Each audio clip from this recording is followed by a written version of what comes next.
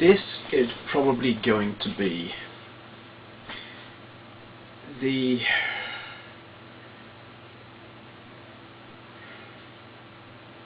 I'm going to have to edit this. The most you will get to see of me, like who I am, because we all put on a mask, so to speak, on YouTube. We show you what we want you to see. You never get to see the real person on the other side of the camera. So I'm going to show you a little bit of me, and no, not like that. I'm staying dressed.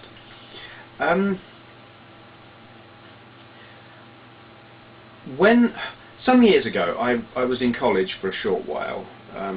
I never saw it through, but I was there for a few months, and one of the courses I took was psychology, and the tutor was talking about displacement, I think, if I remember rightly. Anyway, basically she was talking about how certain things you can respond to in your day-to-day life, and I'm talking like emotional responses. What you're actually responding to isn't that particular circumstance. It's something that's related to it that happened years ago, probably in your childhood. And she gave an example, which I won't give because it's not my place to talk about her private stuff. And I kind of got it. I understood. And I mean, we're all victims of our own childhoods to some extent. Sometimes that's victims is too. We're all products of our own childhood. That's the right word. I'm going to have to edit this to hell. We're all products of our own childhood. And for some that's a good thing, and for some it's a bad thing. And this was brought to my mind recently. Of all things, by a television advert for bread. Now, I've always known I've got certain tripwires, certain things annoy me or tick me off, or I have certain reactions to circumstances that seem a little bit odd. I've always been aware of this. I've always just thought I was kind of odd. You have no idea. But there was this advert for bread where the mother is cooking toast, making toast for the kids, young kids, and then there's the older son who's laying in bed, and he gets up late and he just rushes through, and she's got a plate full of toast for the little kids, and he just walks through and grabs the lot. And the mother's like, "Oi!" and he says, "But I'm hungry," and walks off out. And this made me really, really angry. You know, I was sitting there like, how can they put that on the telly? That is so bad.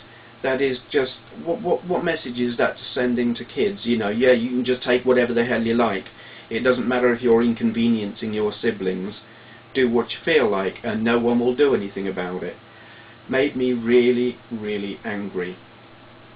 And I sat there and chatted with Andrea, my wife, about it, because she was like, it's just an advert. And I had to sit and really think about it. And really, it comes from my childhood. A certain sibling of mine who got away with absolute murder. And to me, it was a situation that seemed grossly unfair. And when I look at it now, yes, actually, it absolutely was grossly unfair, and my parents were shit. But these things kind of come back to haunt you, and you don't realise it until you see something like an advert for bread, and then you stop and think about it. And it just makes me wonder how much of what we do and what we think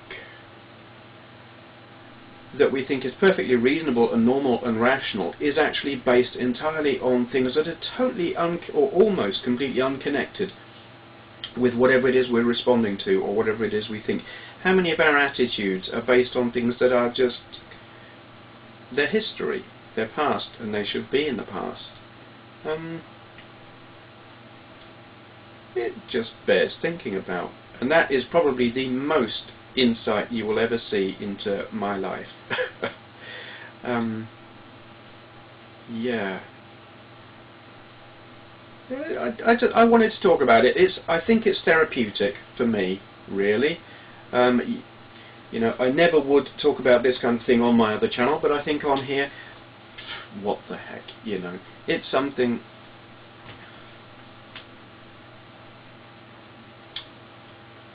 I don't know.